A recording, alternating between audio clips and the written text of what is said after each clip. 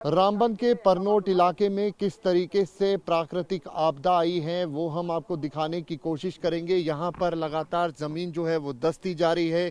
कई लोगों की जो कई कनाल ज़मीन है वो धंस चुकी है। वहीं दूसरी तरफ सड़क का आप हाल देखिए कि किस तरीके से तबाही का ये मंजर है जो यहाँ पर साफ तौर पे देखने को मिल रहा है। उसके साथ साथ 4 ऐसे बड़े टावर जो आप तस्वीरों में देख रहे हैं कि पूरी तरीके से ख़त्म हो चुके हैं।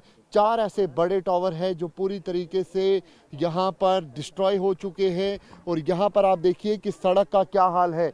ये डरावनी तस्वीर है जो हम आपको इस वक्त दिखा रहे हैं। किस तरीके से यहाँ पर जो ज़मीन है वो धंसती हुई नज़र आ रही है। कई लोगों की ज़मीन जो है वो यहाँ पर पूरी तरीके से धंसी हुई है। और आपको बता दें कि तकरीबन 30 से 40 ऐसे घर हैं जहां पर पहले दरारें आई और उसके बाद जो घर हैं वो क्षतिग्रस्त हुए। यहाँ पर तकरीबन 350 लोग हैं जिनको प्रशासन की तरफ से अलग अलग जगहों पे सेफर जगहों पे इवैक्यूएट किया गया।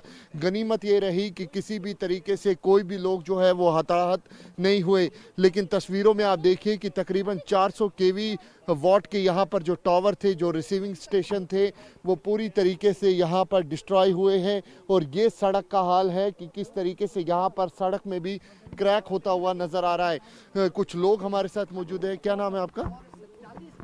सपना भी।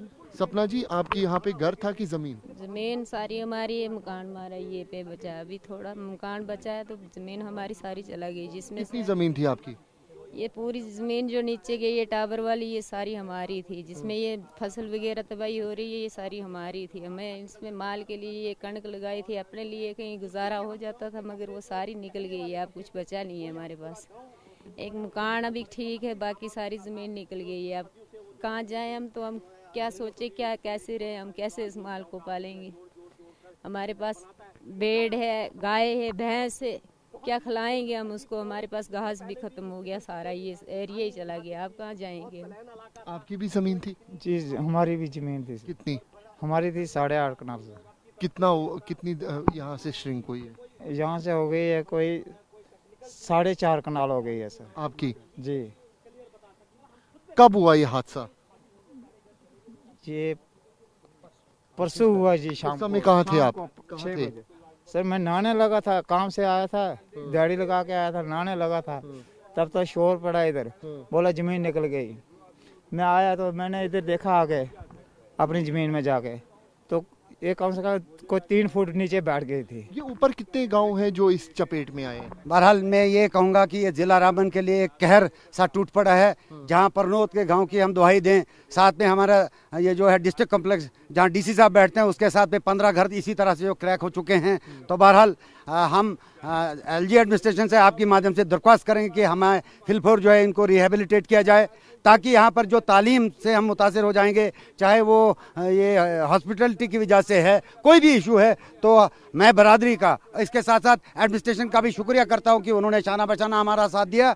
हम मानते हैं कि वो तलाफी जो नुकसान हमारा हो वो भरपाई नहीं हो सकती, लेकिन फिर भी हम इनका शुक्रिया करते हैं और आपके माध्यम से गुजारिश करेंगे कि हमें फिलफोर जो है इसकी जो भरपाई की जाए। शुक्रिया। क्या कहेंगे, कितनी जमीन है और कितने लोग इस यहाँ पे रहते हैं? शुक्रिया EV9 भारत का हम शुक्रगुजार हैं कि आप यहाँ आए। हमारी ये यहाँ जितनी भी हमें इस वक्त मुश्किलात आई हुई है, आप हमारी बात जो है और हमारे यहाँ मंजर जो है आप दूसरे लोगों तक पहुँचाएंगे। यहाँ पे कम से कम इस वक्त जो है मतलब कम से कम 30 से 40 घर जो है बिल्कुल टोटल तहस नहस हो गए हैं। और इसके अलावा जो यहाँ से ऊपर काफ़ी सारा मतलब इलाका है जिसको हम थलवा वगैरह पूरा इलाका ऊपर है, बहुत सारी आबादी है। हमें डर सता रहा है कि कहीं ये जो है ये डिजास्टर जो है ये कहीं ऊपर लास्ट गांव तक ना चला जाए, इसलिए इसको जल्द से जल्द इसका कोई मायना किया जाए। हमारी गुहार है गवर्नमेंट के आगे कि भाई इसको आकर देखें कि ये मतलब इसको क्या हल निकल सकता है और इससे हम कैसे बच सकते हैं। शुक्र है ऊपर वाले का कि ये दिन को हुआ, रोशनी में हुआ। अगर ये रात को होता तो मुझे लगता है यहाँ पता नहीं कितनी लाशों के ढेर लग जाते और कितना माल मर जाता है। हमें ऊपर वाले का ये भी शुक्र करना चाहिए कि भाई दिन को हुआ, हमारे सामने हुआ। और मेहरबानी तो मेहरबानी हम यही कहेंगे एडमिनिस्ट्रेशन, खासकर एलजी गवर्नमेंट से हम ये कहेंगे कि आप जल्द से जल्द इसका, डीसी साहब क्या करेगा बेचारा, वो तो यही है, वो हमारे साथ है, बिल्कुल कीचड़ से भरा हुआ है। ये बताइए साहब, कब ये हादसा हुआ? आप लगातार यहाँ पे काम कर रहे थे? जी जी, हम शुरू से ही यहीं पे हैं। तो हमारी यहाँ हमदर्द एनजीओ है हमारी। तो हमारे लड़के शुरू से ही जब यहाँ ये बताया गया कि यहाँ क्रैक वगैरह जो है दिखने शुरू हुए तो हम आ गए थे। यहाँ ज़्यादा नहीं तो लोगों को ही यहाँ से निकाल पाए, सामान वगैरह जो है उतना नहीं निकला उनके घरों का। कितने लोगों को आपने यहाँ से रेस्क्यू किया? देखिए यहाँ पे हमने नियरली 200 के नज़दीक यहाँ से लोगों का जो एवैक्यूएशन सामान जो है उनको 200 लोगों को? जी। उसके अलावा हमने लंगर का जो है इंतज़ाम यहाँ पे किया हुआ था इनके यहाँ के लोगों के लिए, ताकि इस जो दुखद घड़ी में जो है हम उनका साथ दे पाएँ। तो हमारे वॉलंटियर्स रात को भी और सुबह से जो है यहाँ पे लगे हुए हैं, यहाँ पे जो काम कर रहे हैं। अभी भी जो है हमदर्द इस वक्त भी काम कर रही है। कैसी मंजर था, कैसी वो तस्वीर थी जब आपने देखा कि यहाँ पर घरों में दीवारें क्रैक आए हैं, यहाँ पर पूरी तरीके से टावर जो टूट चुके हैं, सड़कें पूरी तरीके से दस्ती हुई नजर आ रही, क्रैक आए हैं सड़कों पे? सर जब हम आए थे उस वक्त ये पूरा खत्म ही हो गया था सर। उस वक्त कोई हमें समझ नहीं आया सर। हमने खाली बंदे बाहर निकाले सर, बस हमने बंदे बाहर निकालने की कोशिश की सर, और हमने बंदे बाहर निकाले और सामान निकाला सर।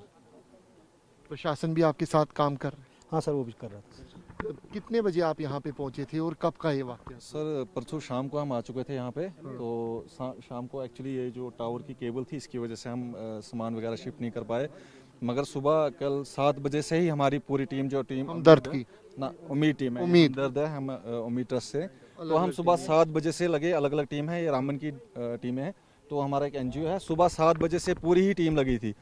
बड़ी मुश्किल से जितना भी सामान निकाल सकते थे उतना निकाला।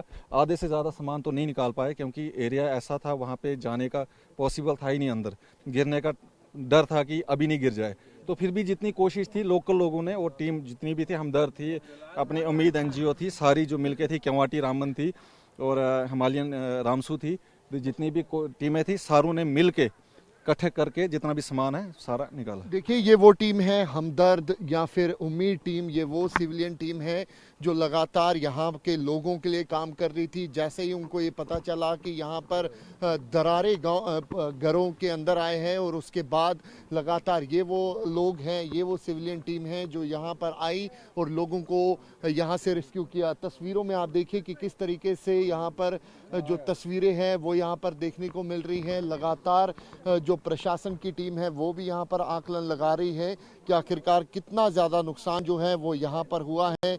पूरी तरीके से जो ज़मीन है वो दस्ती हुई नज़र आ रही है, कई जगहों पे अभी भी क्रैक्स हैं, और ये पावर जो टावर हैं उनको आप देखिए। उसके साथ साथ यहाँ पर एक आश्रम जो बताया जा रहा है हमें, वहाँ पर भी जो क्रैक्स हैं वहाँ पर आए थे, और लगातार जो प्रशासन की तरफ से लगातार जो रेस्क्यू ऑपरेशन है वो भी यहाँ पर चलाया जा रहा है। और उसके साथ साथ यहाँ पर कई ऐसे यहाँ पर जो राहत शिविर कैंप है वो प्रशासन की तरफ से बनाए गए हैं। गनीमत ये रही कि किसी भी तरीके से कोई भी व्यक्ति जो है वो हाथात नहीं हुआ है, लेकिन भारी नुकसान जो है इन गांव वालों को यहाँ पर झेलना पड़ा है।